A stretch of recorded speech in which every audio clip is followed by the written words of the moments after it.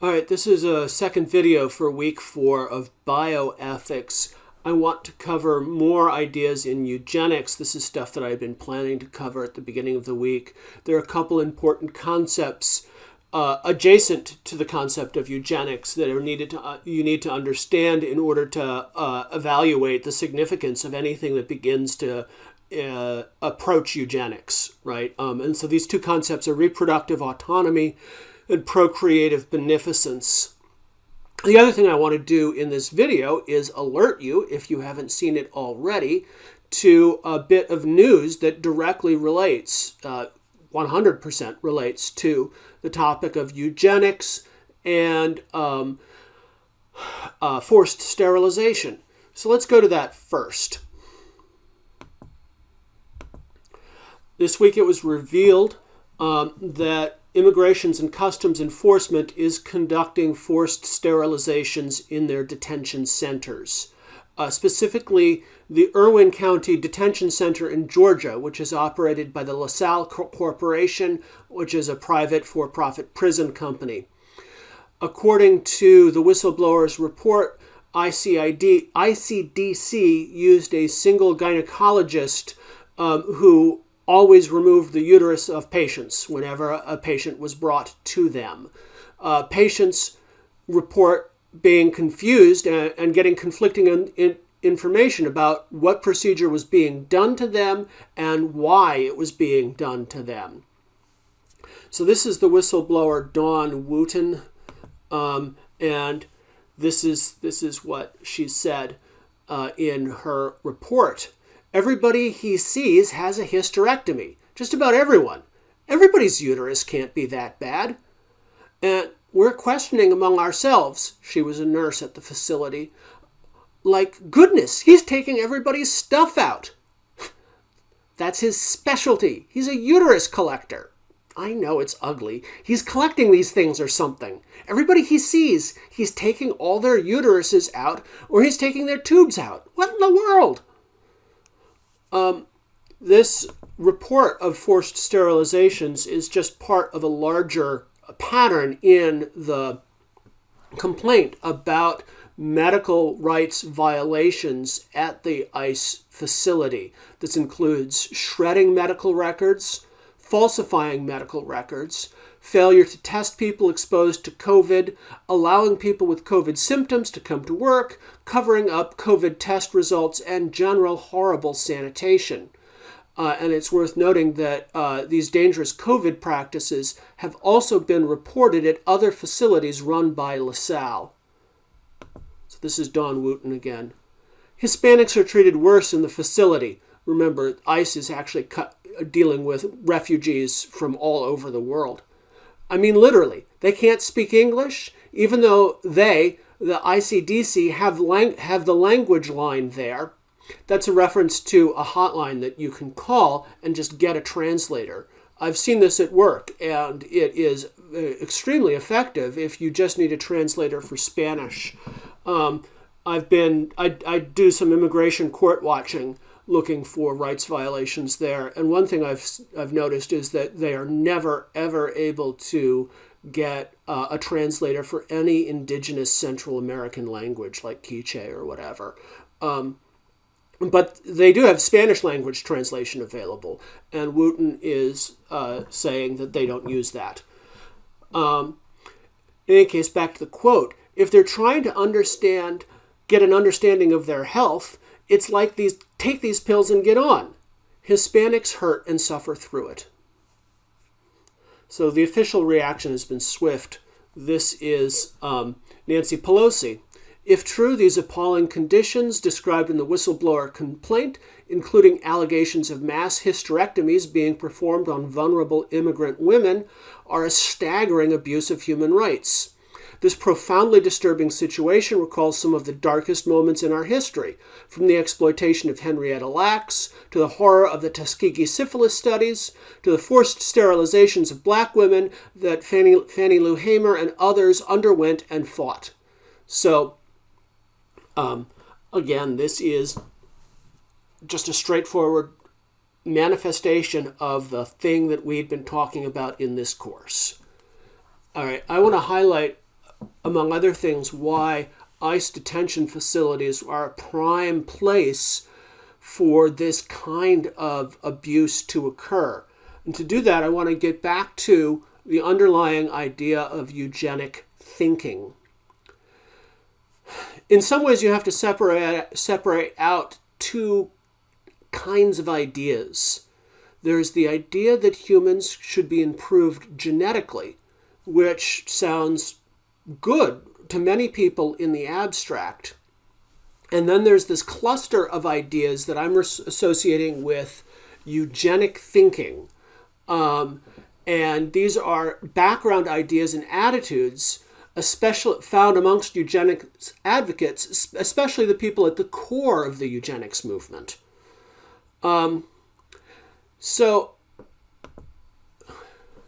what I said previously was that there was the eugenics movement was motivated by a huge variety of prejudices: racism, ableism, that is prejudice against the disabled, and classism, fear and loathing of lower classes and poor people, which is why people who get labeled white trash are often some of the first targets, like Carrie Buck. It's surrounded with feelings of contempt and disgust for people perceived as inferior.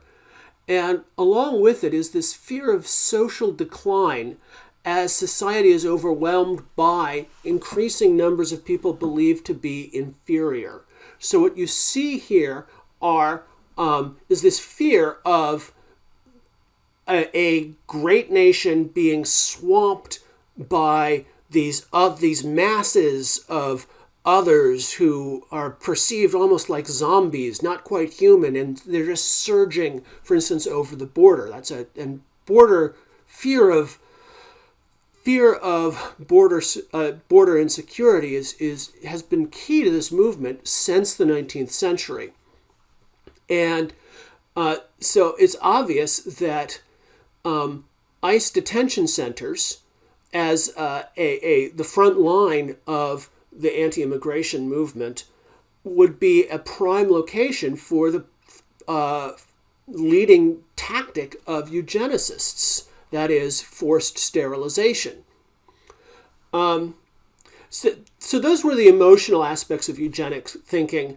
And then the other thing I mentioned in the previous PowerPoint that I'll just hit on again is that there are also philosophical and simply scientific ideas that are typically false, right? So one idea is the obsession with intelligence as a single quantifiable, heritable trait, which is just not true. You cannot prove that there is a single thing called intelligence. You cannot prove that you can measure it, and you cannot prove that it is inherited. And in general, there's an extremely restricted sense of human flourishing.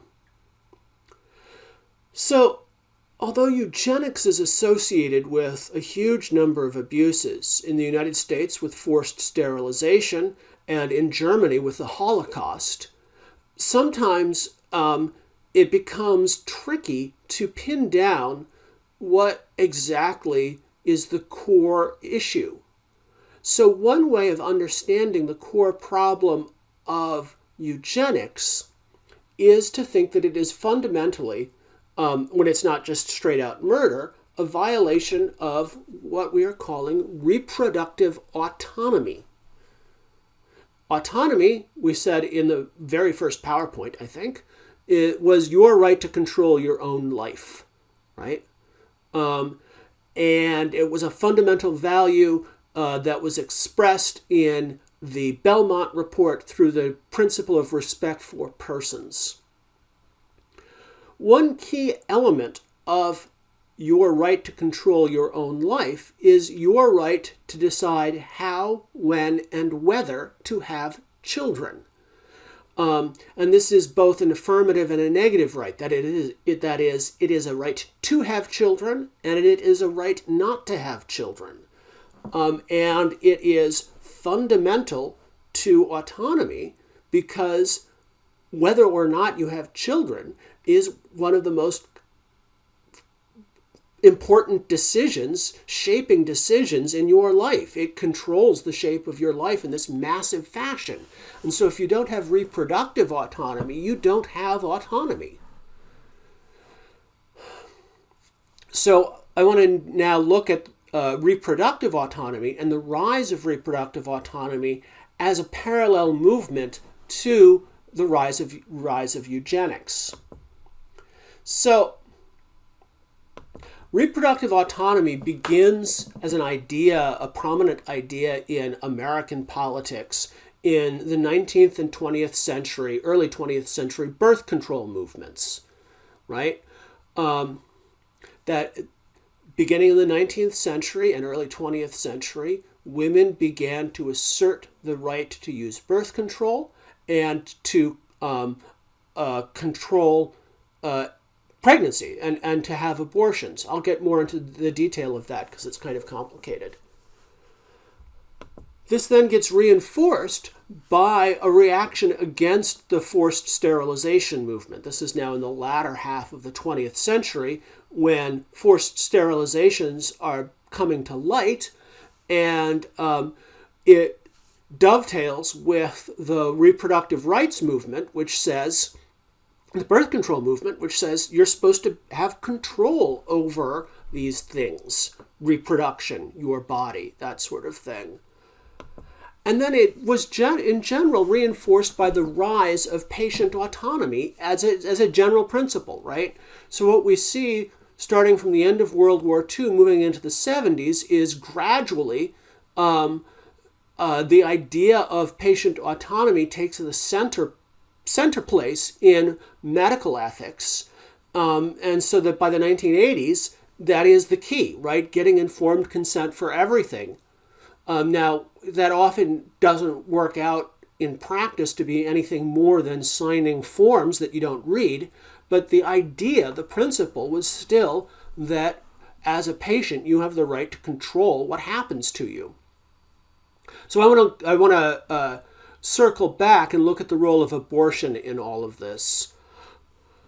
One of the things to note is that abortion has been around for as long as people have been getting pregnant. So, for as long as there have been people. So we have records from in the earliest manuscripts in the world of recipes for abortifacient and other techniques for inducing miscarriage. And often the very oldest of these are a mix of things that work and don't work. I mean, sometimes it's just flat out superstitious. Like if you, say this magic incantation at a certain time of night, you will miscarry. But there are also very effective treatments, mostly herbal. So this is drawing from a 13th century manuscript, herbalist manuscript, describing a way to perform an abortion. It actually looks here like this is going to be a pessary, which is a toxic chemical that is inserted into the birth canal, and it's not particularly safe. And it's why in the original Hippocratic Oath, doctors were supposed to pledge not to perform abortions. They were specifically asked not to use this technique because it was extremely dangerous. By the 19th century, in America, abortions were becoming safer and more common, and they were being performed largely by women medical professionals, doctors, nurses, other kinds of paramedical professionals, and they were advertised in newspapers. Up until this point, so this is two ads from the New York Sun in 1842. Up until this point, abortion had been legal in America, but not particularly common, and it wasn't an issue on people's minds. For the most part, it was just thought of as something that a pitiable fallen woman might have to resort to, but it wasn't considered a big moral issue in itself. What you saw in the 19th century is this rise of women medical professionals offering abortion services to women in the growing urban centers, and this sparked a backlash and led to the rise of bans on abortion, which at the time could still be justified by the fact that the procedure was dangerous. On the flip side of this is the reproductive rights movement, and a key figure in America for this is Margaret Sanger, the founder of Planned Parenthood. Margaret Sanger was an advocate of all sorts of reproductive autonomy. Women should have the right to control how many children they have. And this starts with actually just the right to say no to your husband, right? And so in the 19th century, it was considered the man's decision whether or not to have children, and men always wanted more. Margaret Sanger already recognized that women, when given control of their reproductive choices, generally choose to have fewer children. And she thought of this as an advantage of it as well. In addition to the basic moral idea that women should decide how many children they should have, she thought this will help actually people who are burdened, poor people who are burdened with too many children. So Margaret Sanger was working before World War II. And one of the things that I said about the eugenics movement before World War II is that everyone bought into it. Liberals bought into it, conservatives bought into it.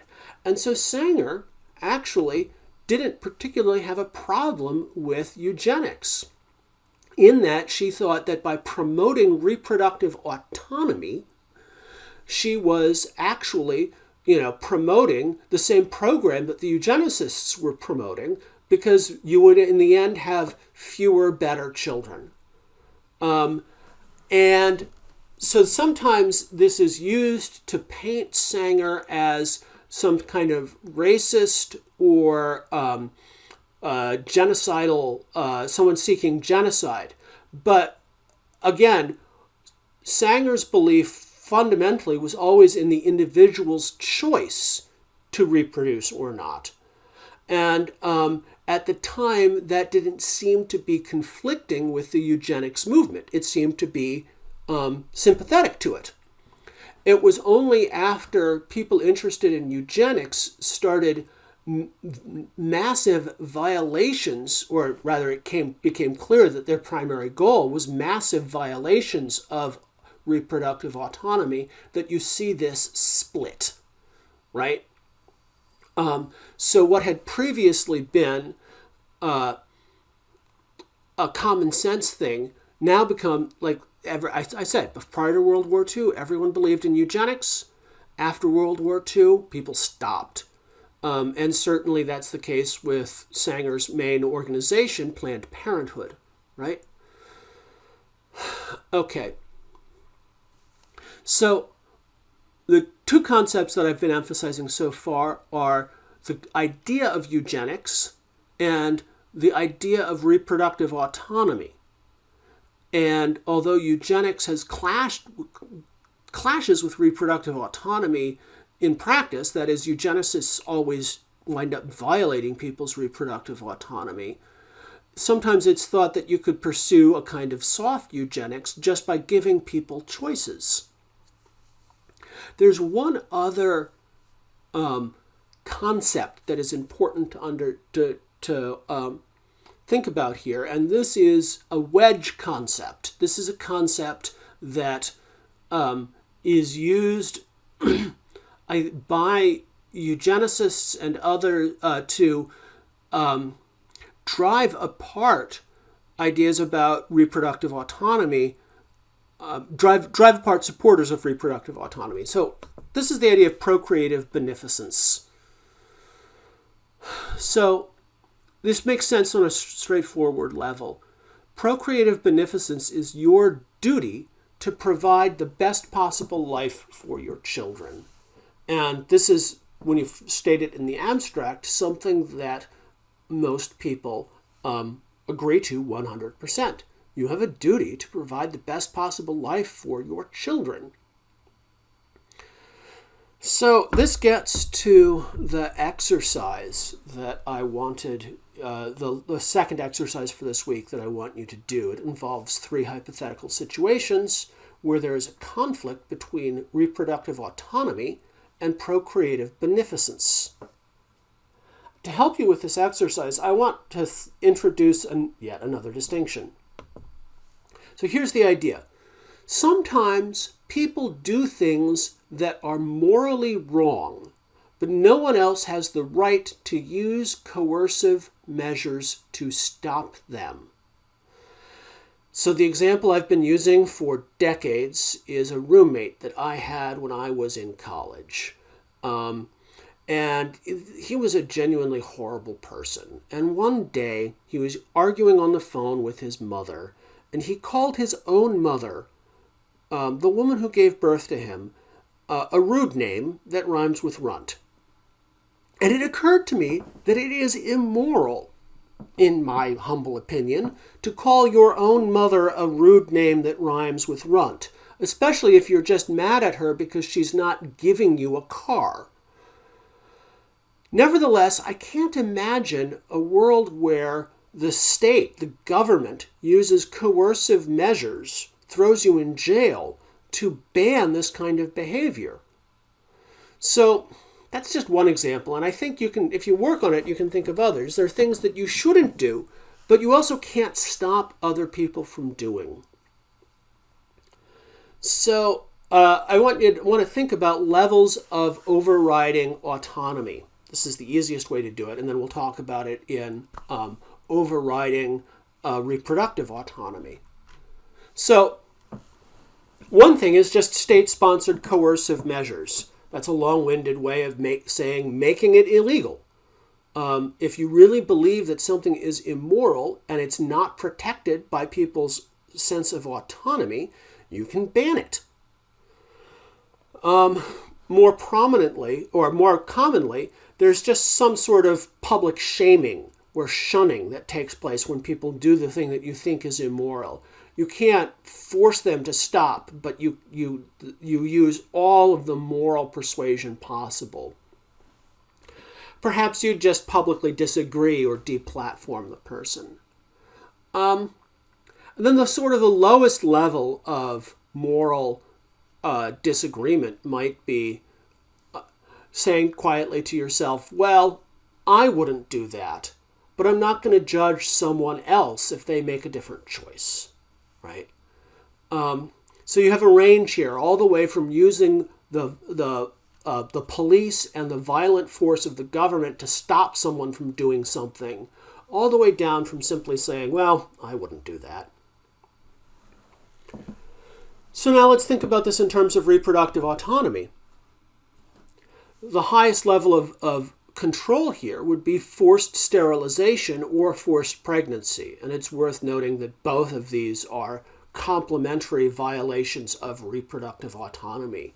You either denying people the right to have children or forcing them to go through with a pregnancy that they do not desire is a violation of someone's control over their right, their autonomy over their reproductive capacity.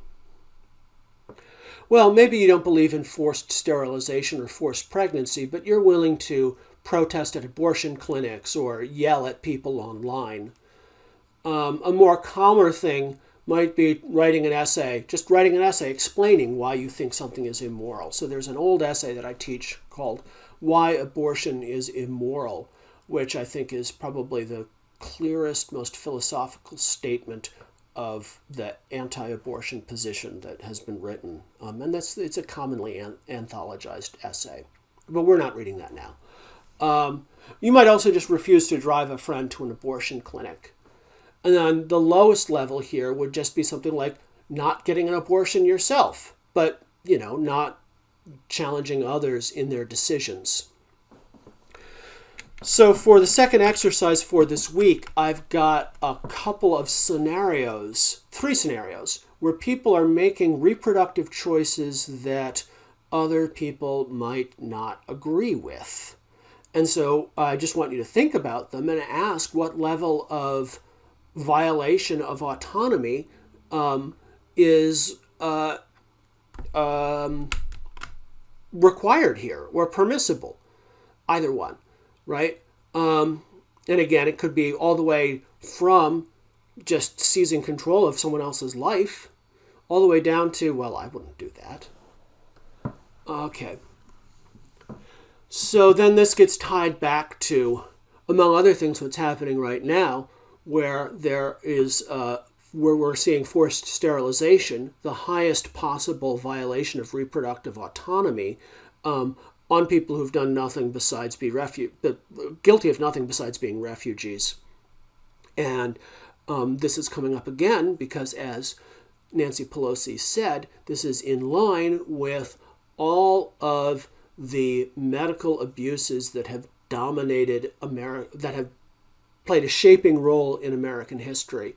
And as Pelosi pointed out, this includes both the Tuskegee syphilis studies and the exploitation of Henrietta Lacks.